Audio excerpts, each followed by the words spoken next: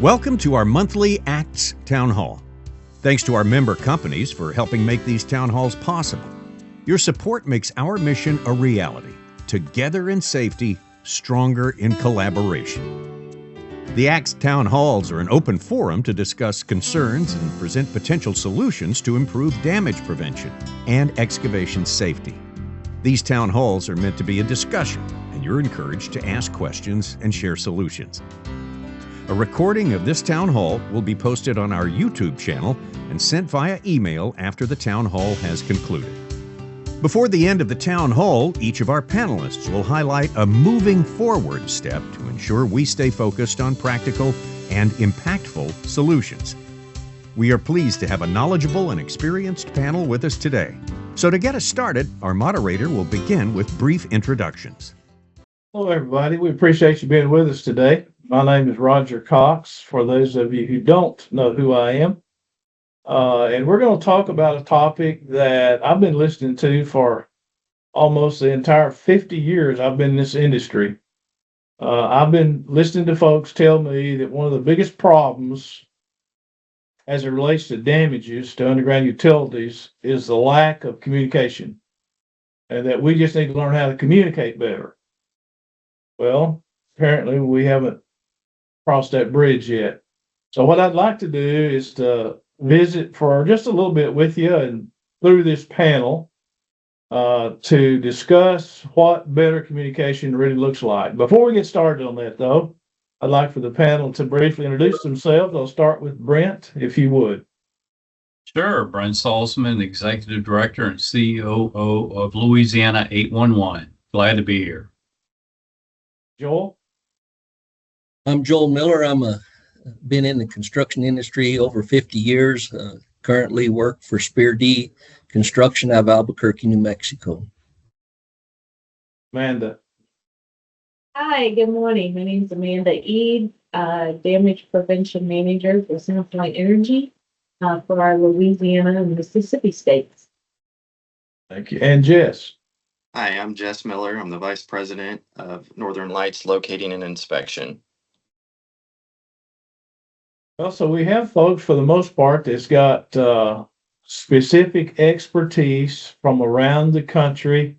And I suspect as you listen to them, you're going to find that you have a lot in common with at least one or all of them. To begin the discussion, though, let's, from a general perspective of, and from your specific perspective, what do you think better communication looks like? And what can you do to make it better? If it needs to be better, what can you do to make it better? We'll start again with Brent. Okay. Well, ours from a call center or facility notification center standpoint is really threefold. We have, of course, the ticket taking process, and what we've done recently from a call center perspective is we continually encourage excavators to, of course, have an on-site contact. We used to have just a secondary contact. It was called an alternate contact. But it's really important for our member companies, of course, to know who to contact on-site. So that is one thing that we've recently changed from a management standpoint with my employees. Of course, always solicit feedback. Have an open door policy, and communication, needless to say, is key from that standpoint. I've always been that way. I always like getting feedback and soliciting feedback. And finally, the other portion has to do with our stakeholders. We're continually trying to educate our stakeholders and communicate with them any kind of law changes or anything else going on within our organization that impact them, whether it be through our newsletter, our magazine, social media, or whatever. So there are many facets to communication that we're always striving to improve upon. Thank you. I just made a note. Great comment. So how does so you say you encourage folks to get involved? How does that work? How do we encourage them? folks? Yeah. When you encourage folks, do they just get right on board and get after it, or is there No. something else we do? I'm just curious. it is an ongoing issue trying to get folks to communicate with us so we can help everyone else. So it, of course, it's two-way communication, needless to say, but we're constantly trying to solicit that type of feedback and trying to gather the information we need to make us all better at the end of the day. Thanks, Brett. Hey, Jess, same question. Yeah, I think from a locate vendor standpoint, I think the way to improve conversation is the partnership that we have with the utilities that we work for. Having that open line of communication with them, whether that's monthly meetings, weekly meetings, going over our on-time performance, our damages, things like that. I think that's where it starts. And I think if we do that and we have that partnership with our utility owners, it's a trickle down effect. All the stakeholders are, get a benefit from that at the end of the day. So, Amanda, what do you think? So I'm always going to look to, from a utility perspective, on what we do to help with that communication and making sure that it's going well. Is really how we're set up in Louisiana, Mississippi, and throughout the CenterPoint district. Is we rely very heavily on our damage prevention coordinators that work directly. Then Brent's shaking his head that he's in Louisiana, part of ours. So his team works very closely with my team, and then along with excavators and the locators. And if there is something that is missing in the communications, the excavator community has Louisiana 811 they can come to. They have the damage prevention coordinators who are the direct contact here at the utility to go to. And then also, in the spirit of communication, they're gonna know their locators, right? They're gonna have information from the locators, and really a good locating company encourages that and has their information available. I know, for damage prevention and the coordinators that we have, we blast our number everywhere. And even my number is part of that, right? We have flyers on the website, social media. We love business cards still, right? We need to maybe make them electronic, but we're still handing those out like candy. And I know Brent and his team, they hand those out like candy. Maybe also with some candy to go along with it, right? but because the key is why we're here. It is communication. So a great story I wanted to share, because it just happened yesterday. And we always track in the utility and probably any company as far as near misses and safety near misses. And we had a big one yesterday. And so with a locator got out there and located on time and had put on the ground, three lines representing three different gas. And luckily, the excavator knew the damage prevention coordinator, had his number handy. I always say, save it to your contacts. Just made that phone call and said, hey, do you really have three gas lines here? And coordinator went out, investigated. Not only that, he went on site. He got there. And we don't have three lines. We have two lines. And so, we're all human. What we see in the field, what we pick up on maps and records, and how we locate. But that was a huge, huge near miss and a huge damage that was prevented because of the phone call. So from my perspective, there's your communication. Take the candy, take the business card, and don't be afraid to use it. Didn't look right. Obviously, most of us, we don't typically have three gas lines right in a row, right? So something looked off. And then we use that to follow up with the locators and let them know, okay, this is a training opportunity. Yes, we understand, but nobody's perfect. And really, that excavator took his own safety in his own hand and helped, the safety of a damage, which, could go wrong for his own employees, could go wrong for the utility workers that are fixing that damage, so on and so forth. So, that was just huge. I mean, it was a great story and a great safety near miss, but it does show as the utility, take those business cards, make that note, put it in your contacts and make the call. Story, thanks. Hey, Joel, what do you think about this question? What can you do to enhance it? Is it working? Well, we've did several things to try to enhance communication.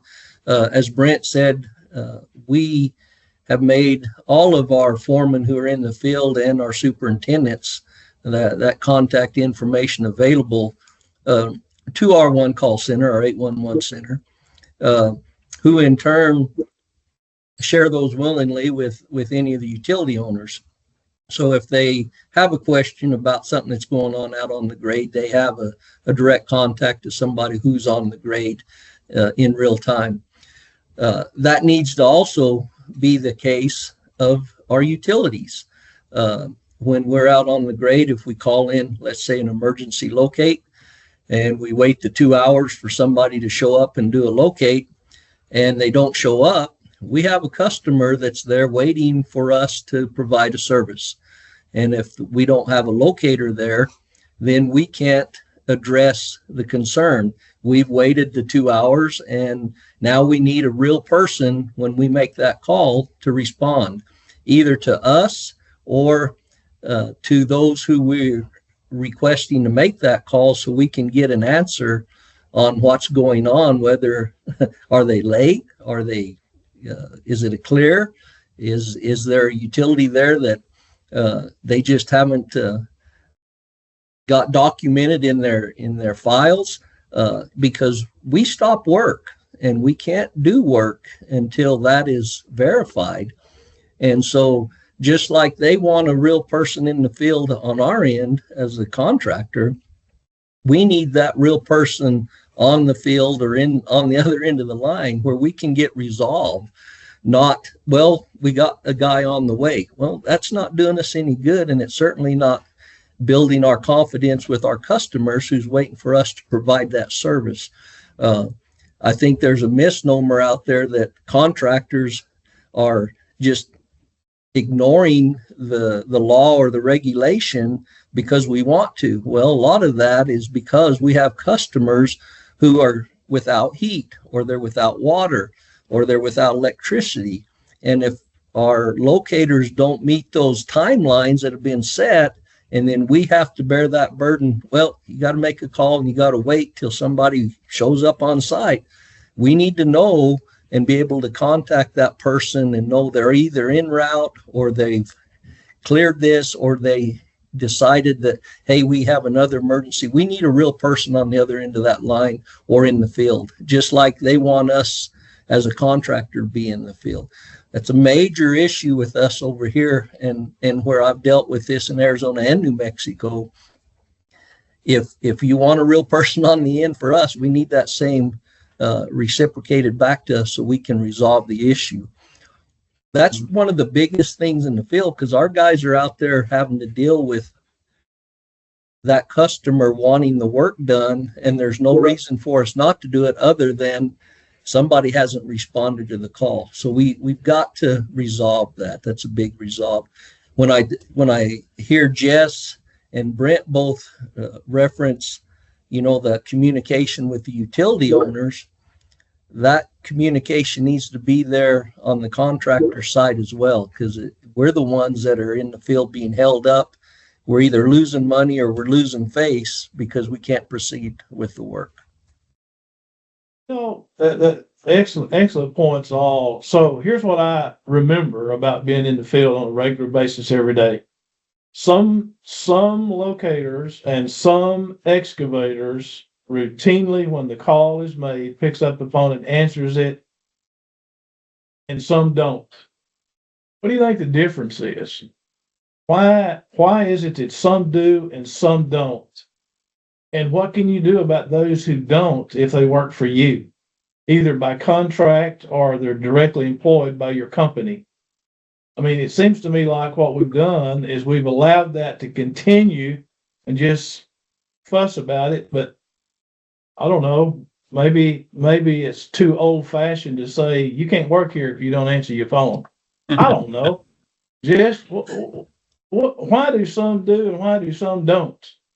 It's a great question. And I think in general, you know, we don't put enough stake in that person who is the contact person on both sides. You know, when us as a locate company, when we make a phone call to a contractor because locate instructions aren't clear or something's not, you know, matching up when we're out in the field, you know, the instructions just seem off. We might try to make that phone call.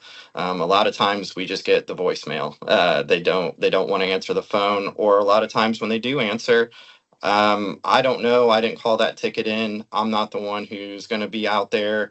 Uh, you know, and we kind of get put off. And so then, you know, we're out there. We don't know what to do. We're trying to figure that out. I think, you know, it's a two-way street, you know, when it comes to answering that phone. But I think a big piece to that is on large scale jobs, you know, having that pre-meeting. That way, you know, we prefer to send our supervisors out on those. That way, they know what's going on. They can relay that to the locators, and then also share a telephone list of several people to call, not just the locator. Because unfortunately, we know some of these locators have 300, 400 tickets on their board, and you know they're trying to do what they can, but you know unfortunately they're a little bit overwhelmed at times. Being overwhelmed, I mean, we're getting paid to be overwhelmed. Yeah. So we got to have we've got to have a better solution than I'm overwhelmed. Overwhelmed is just an obstacle, Amanda. I mean, if the locator calls and says, "Hey, I don't have a print. There's something's weird about this," and they get a voicemail, and they call somebody else, and that don't help. Yeah. How are we going to resolve this? Really, how are we going to hold ourselves accountable so that the other stakeholders can do their job? I don't know. What do you think? So, yeah, from our perspective, you really, again, it just goes back to just doing the right thing. Excavate, you know, it's funny being a utility because on my screen, I'm right in between Jess and Joel here, right? And so we have excavator and we have locator.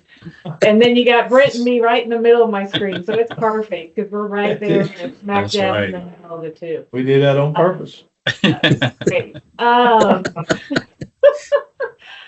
the key is, and what I go back to with my job and why I enjoy my job is the safety aspect. We have the safety aspect of the excavator. He has to get his work done. I get it. But I love when I hear stop work authority. I love when I hear those kind of things. Just like my example I gave you, they stopped, they made a call. Because from Brent and mine in the middle here, we're here to answer those phone calls. So if, you know, I want to know, I mean, we do manage our contract locators. And so we want to know if there does tend to be a trend of locators not answering the phone. But again, like I said, we hand out our business card with some candy and we expect you to use it. And I don't like to hear, hey, we're just frustrated all the time. I mean, we as utility get frustrated. We all have those frustrations. But the one thing you can do then is reach out to your one call. Hopefully you've got great coordinators there with your one call center that you reach out to. And I know I do in both my states, Louisiana and Mississippi. But then we took it as a utility, took that responsibility a step farther, and we have coordinators in the areas of each of our states. I know many, especially in the gas utility, it's very popular to have the coordinators there, and that's what we're here for. That is the key piece here, the communication. If you're seeing something, again, I can't address, hey, this locator, he just don't answer his phone. Well, I can't address it and I can't do anything if I don't know about it. How do you get it up to the utility? Well, you have the coordinators. You attend your meetings, you attend the one call trainings that are going on, and you do something about it. Don't just sit there and say, hey, yeah, it always happens. I heard it from the locator side, right? A problem, and Brent briefly addressed it and probably can go more into it, but what we're always trying to say is, yeah, be sure you have the right person on your locate ticket. Do not put on your locate ticket the person on the field is someone in the office that's calling in a mass amount of tickets. That doesn't give us anybody to contact either, right? So it's kind of that two-way street of, and I get it, it's a little frustrating, it's a little bit more digging, but you have phone calls like this that you're hearing from one call center, right? You're hearing from Brent in Louisiana, you're hearing from utilities. We're telling you right now, that's 2 points that you can come to get an address. And guess what? If we as the utility aren't doing our job, then you can go to Louisiana 811. If Louisiana is not, then you can come back to us. It is a little more digging and finding out, but again, I give you full permission, save it as a contact. Those foremen on the field need to have that contact just in case for some reason they don't have the locator. And again, that was my example yesterday. They happened to, and maybe they do have the locator's number. I don't know. They just, for whatever reason, really enjoyed the DPC up there and reached out to him, and we were able to present it. So again, now full circle, it's all the way back to safety. It really is. Brent, I know you've got some great damage prevention coordinators because I know them, so I know they're great. I wonder what percent of their time is spent dealing with communication issues as opposed to training crowds and doing safety meetings and those kinds of things. And if they're spending an inordinate amount of time dealing with communication issues, that's a budgetary consideration that your membership is paying for, right? Right. And so I'm wondering from that perspective, if they're spending so much of their time dealing with these onesies and twosies, they're not really able to resolve the issue. They're just dealing with onesies and twosies, and they'll deal with those same people time and time and time again. So my question to you is, as you look at that, in addition to having them deal with these things on a onesie twosie kind of basis, at what point does this become such an issue that your board of directors and your stakeholders say, hey, we need to address this in our dig law? Right. Well, I'll address each one of those points you made earlier. You asked the percentage. I guarantee us at least 95% of the time is firefighting, is what I call it, putting out those issues, whereas one party didn't do what the other party supposedly should have done. And again, it all goes back to communication. I take it from the outset. When an excavator or demolisher enters a ticket online, we continually solicit information in the remarks section of a ticket. I know every state has that, remarks that you can't put too much information in the remarks section. But it leads to confusion if you don't have the exact area of excavation or demolition as well. So you got to be precise with that. But again, it goes back to there's never too much information you can put on there, because again, our members are going to receive that. It limits the amount of phone calls you receive on the back end. But yes, it does. It seems like nowadays we spend an inordinate amount of time just trying to resolve issues because either a utility company doesn't respond to the locate request, And again, that causes frustration on an excavator standpoint. And I get that. I used to be an excavator too. I was a contractor for a while. So I see both sides of the story. But anyway, it's just a matter of doing what you should do. I think Jess alluded to that earlier. You've got to do what you're supposed to do. If everybody did what they're supposed to do, they wouldn't even have these kind of conversations, right? As far as communication. But anyway, I know it both, there's two sides to every story, as I always say. But it's again, the issue with dealing with those kinds of things are just continuous with members and excavators not communicating with each other. So it's an ongoing issue. That's all I can say. And we're always trying to play the peacemaker between both parties, just trying to get it resolved. Because everybody at the end of the day has got a job to do, correct? Mm-hmm. That's true. Hey, Roger, we got a question Yes. earlier about how does an excavator get in touch with the locator who actually put the marks on the ground? And he suggested leaving a phone number on a flag, but is that practical? Or is there an easier way so an excavator doesn't have to go through a supervisor or 2 or 3 supervisors to get his problem addressed? So we'll ask Jess first, and then we'll ask Joel. Yeah, How I does think an excavator get in touch with the locator who actually put the paint on the ground? yeah, that's tough because unfortunately, I feel like on our end, we're a little bit smaller contract locate company, so we have typically our guys are the one who locates that ticket today, probably going to be the same guy locating it 6 months from now. A lot of companies don't have that though. It is a revolving door of new locators. And so that's where that gets a little tough.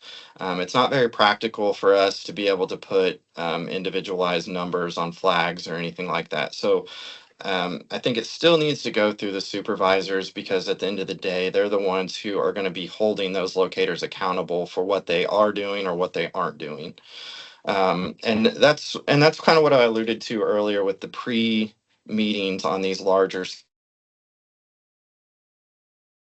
a tree or a hierarchy of phone numbers where you have multiple people. And while I understand the frustration of, that you may have to go through several people to get what you want.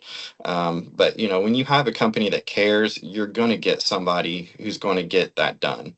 And I think, we've seen kind of almost a revolution in the damage prevention industry in a sense that some of these larger companies who used to be dead set into keeping one locate vendor because it was the easy thing to do. We know who the big guys are that can handle these nationwide contracts. But what we've started to see is now they're starting to regionalize these contracts. They're breaking them down, and it gives companies like ours a chance to get in the door with them, and I think they get better service. It creates competition. It creates a smaller scale, easier to maintain, and it lets at the end of the day, it just gives everybody a better service. Okay, thank you. Hey, Joel, what do you think? It's an ongoing problem, and I think everybody understands that.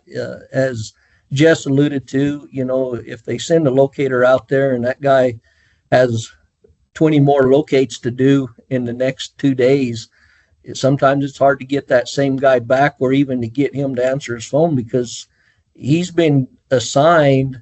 In some cases, you can spend an hour locating that location, get it done, and go to your next location. Because I've spent time talking with these locators in those respects. And that's part of the problem. They're given a certain amount of time to locate an area, and then they want them to move on. And, for them to come back or to be questioned, then that eats into their time to do the next locate and the next locate.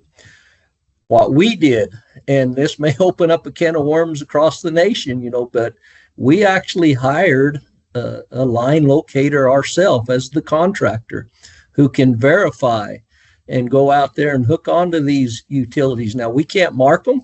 That's against the law for us to mark somebody else's utilities, but it enables us to verify what is marked. And so if we have questions such as, is there 2 lines or is there 1 line? By us hiring a locator and him working with our utility crews, we're able to address a lot of that. My long-term plan with that was to eventually get to that point where, you know what, I'll call up Amanda and say, hey, Amanda, we're doing the work on this project. Why don't you just let my locator locate it for you? I think some of the utility companies would say no. I don't expect a gas company would want us to do that. I don't expect high-powered electrical lines to want us to do that. But when it comes to communication lines that are active on the ground, why not? I think we have to take ownership as the contractor, the excavator, for what we're responsible for. And I can tell you, if Jess's guy comes out there and locates for us and it's wrong, Jess isn't going to get a black eye from the customer or from the general public or the community as a whole. The contractor on site's going to get the black eye. We're the ones who damaged it. We're the ones on site. We're the ones that get on the TV that says, oh, look at this gas line blew up and there's Spear D out there on the job. It's our fault, when it wasn't. But we got that skin in the game. And I think from my perspective, as the contractors start to buy in, we have to own a lot of this ourselves, and we need to find resolve to this other than saying, okay, Jess, you guys did a poor job. And it's, and just keep going through that same cycle. I think we need to do what we can do to prevent damage. And if that means we change our process to the point where maybe we own some of that and we take on some of that and we work with the utility owners just as contract locators do, I think we would find a lot of resolve a lot quicker to some of this than what we've done in the past. And I know that's out there for a lot of people. They're like, no way, we don't want to take that on. Well, we're already taking it on. If I ask Amanda if there's a mark on the ground and it's within that limit of that area where we're not supposed to be digging, we break it, who's responsible? We are. So why don't we take that ownership up front and prevent that from ever happening by having somebody who can verify the depth and the location? The instruments that are out there today, Roger, plus or minus an inch, RTK type locating devices. It's no longer, well, we can't tell you how deep it is. Well, Jess's guys won't tell us because they don't want to take that responsibility for telling me how deep it is. But me as a contractor, if I have a guy that's trained and can do it, it's going to save me a ton of time and money to know.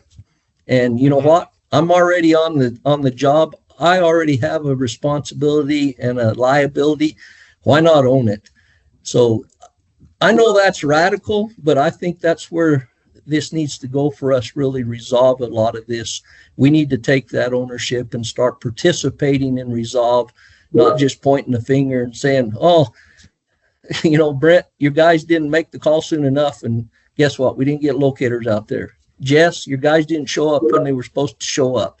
And, for other utility companies and owners like Amanda, hey, where's your guy? We've waited our 2 hours. We're ready to dig and we're getting hammered. Well, let's solve that. And I think we solve that by us together coming up with these types of resolves versus keep trying to do it the same old way. So that's my opinion. And I know that's probably out there and there's a lot of contractors that would disagree, but I think if we started taking on that proactive approach of verification and knowing that there's lines there based on what has been marked, or a utility company telling me, hey, I've got a fiber optic in there and we can't find it. Well, show me where it's hooked up and we'll try to help you find it. We don't want to break it. We're the ones that are going to get the black eye if it gets broke, whether it was our fault or not. Let's not get black eyes. We're going to expand on that topic at the Global Summit. Allow me to put in a plug for that in September in Dallas, because there's already countries who take that approach across the board. But the contractor or the excavator says, "Hey, I'm gonna get started," and you locate everything in front of what you're doing. So you're not really waiting on anybody but yourself to get it located, and you go ahead and start the work. So that's already been done outside the US, but it's a culture change, and culture is slow to change, but interesting topics. One of the things that I'll say, I saw a few comments coming on the chat line, was that in Mississippi, I will tell you, since I'm working with them, handling a lot of their enforcement, that positive response is required in Mississippi, and a lot of locators are putting either their number or their supervisor's number. If the excavator has a question, they can contact them. They put it right in the positive response. Now, not every state has positive response, but that's also another good reason to have positive response. Mandatory positive response, by the way. Positive response work, you got to require membership for all utilities to be able to utilize that, which is another obstacle some states are trying to overcome. But there are solutions to this. It's called hard work. And we have to do things differently than we've been doing them for the last 50 years. And they're all not being excuses for us not to be able to communicate with all the technology that we've got in the world today. Let me ask you, follow up on this, Joel, and then we'll go around, and I'm be really interested in Amanda's take on this, but it has to do with abandoned cable or abandoned lines, or new construction that's been put underground that nobody's taken ownership of yet, for all the liability reasons or whatever reasons why that occurs. I suspect for an excavator, that is a nightmare. And I'm just curious as to your thoughts about how do you deal with that? Because to me, that's not an abandoned issue. That's a communication issue. You didn't know it was there. You got a problem. Could you kind of elaborate on that? Yeah, for us, it has been a major issue that has not been able to be resolved, even through good communication. There's thousands and thousands of lines out there that have been installed over the many years prior that have been abandoned, that have been left in place because there was no regulation or law governing them. And when we're digging now, in our state, if we hit a line, we got to stop until it's verified what it is. It doesn't matter if it's dead, abandoned, future, expansion. We stop, and it's not our utility. But yet it impacts us greatly when we find these things, if we're going to follow the rule of the law. And so for us, we started internally, how we addressed it was we trained our folks significantly better than had ever been trained in the law and the rules. What was required, what our requirements are, and we got them up to speed, and we hold them accountable for that. Next, we started, as Amanda alluded to earlier, when utilities didn't do as they were supposed to do, then we started pushing the envelope a little bit, saying, look, we're doing our part, time for you to step up and do your part. And if they didn't, and it cost us time or money, then we started billing and invoicing those companies. It was at first received very negatively. It's like, you can't do that. Yeah, we can. Under the law, it says we can. And I think most contractors didn't realize that there's an accountability both ways here. It's not one or the other. It's us together having to figure out how to do this and do it efficiently. Well, holding each other accountable is the way you do that, because as soon as we started pushing that envelope a little, guess what? We started getting a lot better response. Our 811 offices was like, wow, Joel, you guys are going the extra mile training your guys, and now you're able to inform them, and they're informing us when people aren't doing what they're supposed to do. So now we know where to go to correct that. Then with our Pipeline Safety Bureau over here, they started fining us if we don't have a ticket, if we don't follow the law, they fine us. And they started doing the same for the utility companies. And guess what? The accountability started coming up. We got to do that. And when we know the law and we communicate the law and it's understood, all of a sudden people start doing that hard work and doing what they're supposed to do. It's an accountability thing. And with private locators, like guys like Jess, where they have these companies out there that are locating for utilities, well, all of a sudden utilities start holding Jess's guys accountable because guess what? I got fined by PRC because you did bad locates and you didn't locate that. So it all comes back down to that accountability. And with abandoned lines, it's the same thing. They're not our utilities. And if we're gonna write laws that say we have to stop when we find a line, well, who's gonna pay for that cost? Because we have to stop. And if it's 2 hours for us to wait for every abandoned line, we've had areas where we've had one line locate on the ground. We've exposed 7 different communication lines. And for every one of those we found, we had to stop and get it verified. And then we had to stop and get it verified. Those aren't our lines, but they're definitely impacting our capability to perform for our customer. They're costing us downtime and pay for our employees.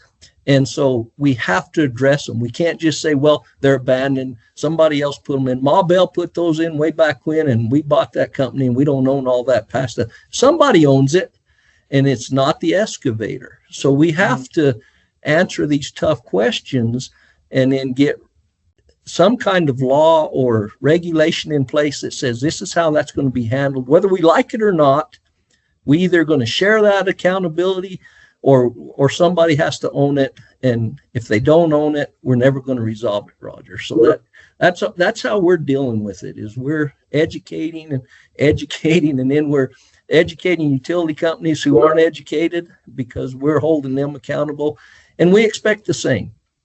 And you know what? It's improved us. I'll just share right quick. When we started this 3 or 4 years ago, we were spending over $100,000 a year in damage. Today, and for the last 3 years, we've been under $10,000 a year. Because we took accountability of ourselves, it changed it. And I think that's the key to all these communication issues, is holding people accountable for what they're responsible for. But we got to agree what those responsibilities are. Me personally, when this started 50 years ago, and it's not quite 50, but almost, who wrote the utility requirements? It was utility owners. And so I think it was one-sided. Now we got to get everybody's perspective, and now we can find resolve, because this isn't going to go away, and we need to deal with it. So we need to jump in the boat and let's resolve it. Quit pushing the buck and blaming it all on utility owners or blame it all on bad locators. We're part of that resolve. So let's get involved and become part of that resolve. I'll get off my soapbox. Yeah. So Amanda, do you think that a company, I'm certainly not picking on CenterPoint, they're my friends, but do you think CenterPoint, for the most part, has any idea where their abandoned lines are? Yes, we do. And just, I think Joel touched on it. And a little bit what I was going to, but like a utility, we have our engineering department, right? We have our integrity management department, operation. And, one thing I made a note when you asked me to speak about this is, and it does feed into the abandoned, but you can also count those hard to locate, or, Joel, sounds like you're very knowledgeable, right? We buy up a system. We don't get good maps and records from a city or from a local, department that really just doesn't have those maps and records. Well, it's our responsibility. I mean, now we bought it, it's ours, and it is a headache. It is one of our big headaches. And there's a lot of it in Louisiana that we have noticed what gives us headaches. Our goal yes, we'll get it replaced, we'll get it fixed, and we'll bring it up to code. But it takes 5, 10 years. It depends on how big the system is. In the meantime, Louisiana has 1.2 billion coming in rural fiber. Well, guess what? We bought up that rural gas company. Guess what? We didn't have good maps and records. Guess what? And so it becomes this really bad slippery slope for everyone. Line locators, utilities, and excavators. I applaud Joel. I've definitely heard that before and known people. It is a slippery slope, and it's one, I definitely shook my head. You can't locate gas, right? You gotta have certain qualifications, you gotta do that. But you hit it on the point. You're not locating, you're verifying. Mhm. And kudos for you. And I love hearing numbers from an excavator like that where you're taking it seriously and reducing those by significant amount. I'm gonna preach again, right? It's all about safety, right? So you have improved the safety of the locators, the public, the utility worker that had to fix those damages, and then from your perspective, your own employees, right? Make sure they go home the way they came. And any damage at all, there's a chance they'll put them on, right? They may still have their life, but half their body's burned. Talking about natural gas, and it's not perfect, but you're right. There is a lot going on with that. And back to your original question, as far as we have engineering and integrity management, and our GIS department where we keep maps and records is such a big piece of it. And being able to easily communicate between locate company and the utility and keep those maps up to date. It's the way I see it. I see it, with multiple organizations. I see it with leading utilities, and where we're getting to. I would say we're at baby steps. I do know of other utilities that are much farther along than what we are, but we will have to get there, and we will get there. There's no doubt about it, because that's, again, all back to safety and knowing what's live as far as that abandoned line and what's not live. Abandoned lines, what's live, what we can do with locatable. Let's face it, it's going to be there. And Roger, I think you said it, 40 years from now, it's just going to keep piling on, and it's not going to go away. But technology will catch up. And I think we've already started to see that. We've already started implementing some of that with these hard to locate areas, as far as verifying what's live, getting GPS points, federal government on board. You hear stuff from them saying, when you're installing lines now, make sure you're getting, proper coordination. You're getting the coordinates, you're getting the GPS located, you're tracking it.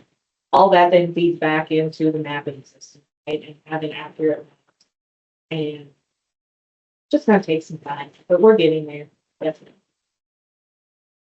I think until we get there, we have to figure out some way, either legislatively or just good business practice, to keep good excavators and good locating companies in business. They can't be liable for all the issues that have been created by abandoned cable or damages, Yeah. because it affects productivity more than liability. If it's an abandoned line, productivity will put them out of business. I'm wondering, Jess, and our time is getting pretty close to where we're going to wrap this up, but I'm wondering, from your locators' perspectives, are they able to access abandoned facilities, or has it pretty well been cut and they don't know that it's there?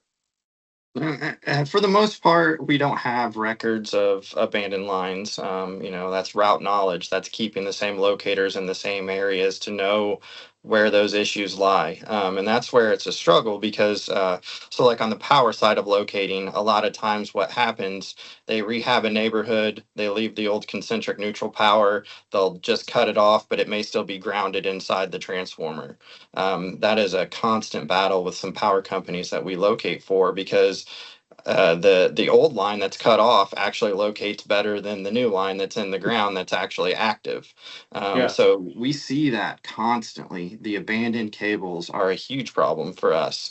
And to Joel's point earlier, the reason we don't give out debts is not because we don't want to be helpful to a contractor. There's just so much liability there because if there is an abandoned gas line, a steel gas line between the cable we're locating or the ground conditions aren't great that day, those can hinder those depths that we have on our machines. And that's what we found a lot of damages occur where we've had the contractor hook up to the line to verify it, not because they thought the locates were off, because they were boring and they wanted a depth. And what they found was that their depth was 2-3 feet off, and they thought they were going to shoot underneath the line, and they went smack dab through it. So we've seen a lot of damages like that, and then obviously that takes our time to go out there, perform damage investigations, things like that, and figure out what's going on. I mean, we've had guys sitting out on sites all night because obviously if they're boring, there's not an open hole. So with fiber lines, they're shooting light through that, trying to figure out where the damage occurred exactly, and then they have to dig it up just to find out who's at fault a lot of times.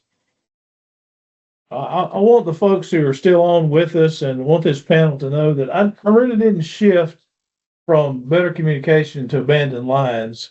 To me, abandoned lines is a communication issue. And so that's the reason it kind of moved in that direction. Well, I think it's time now, Brent, for us to begin to think about everything that we heard today. And we've heard some probably new stuff and some exciting stuff and some challenging stuff. What would be your key takeaway from this communication issue? How broad and complex it really is. From your perspective, what's your key takeaway? Be clear and concise when you're communicating with others. That's key. I think also we haven't talked about it much, but be a good listener, because you can't be a good communicator if you aren't a good listener. And if you're like myself, oftentimes when I'm communicating with someone else, I'll repeat the question if they have a question for me to make sure I understood that correctly. So I think that's key as well. Make sure you do that and be mindful of your audience. I know that when I used to be a damage prevention manager, the message would be a little different depending on the audience. So you have to be mindful of that as well. For instance, if I'm talking to the general public and I'm doing a TV interview, I'm not going to talk about tolerance zone. They don't know what that terminology means. We use it in our industry, but you got to be mindful of that as well. Talking to your audience, knowing who the audience is, and reading the audience, whether somebody right in front of you or not, making sure that they're nodding their head or they seem like they understand that. That's key.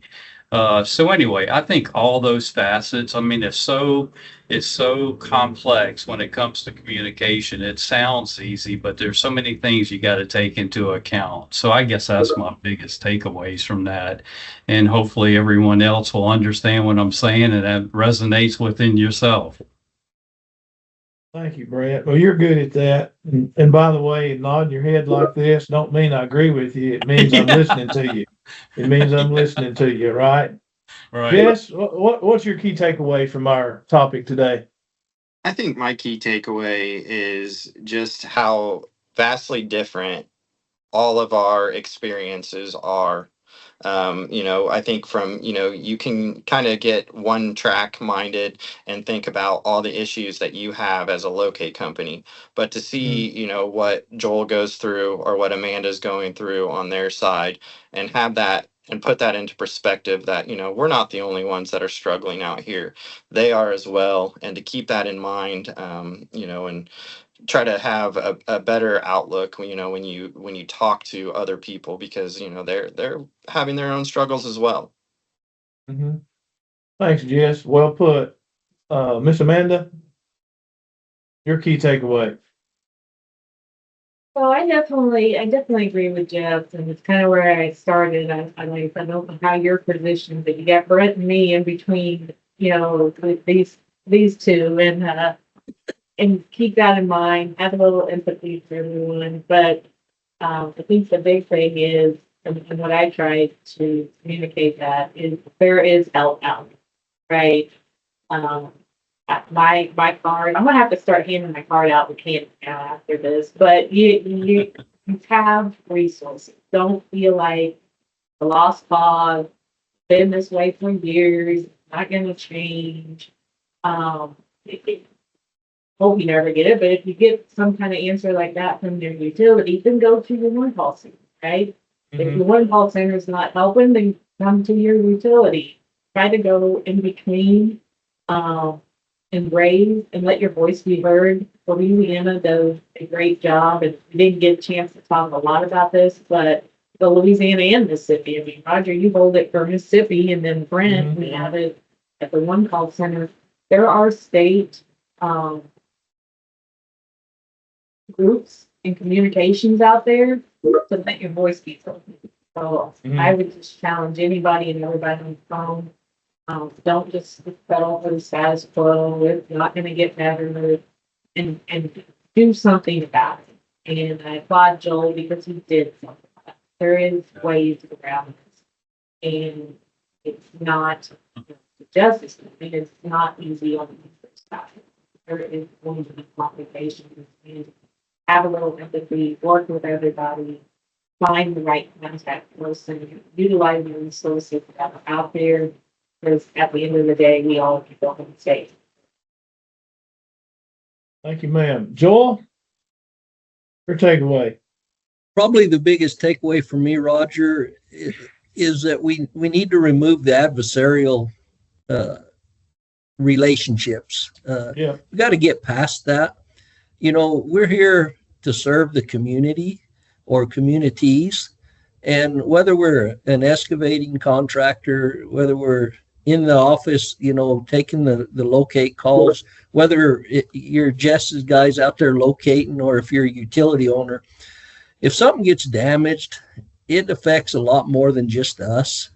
And I think we need to work to find that resolve and quit pointing fingers. I think with the technology that's out there, I've been reading some of the feedback. There's no way to really verify except dig down there and expose the line.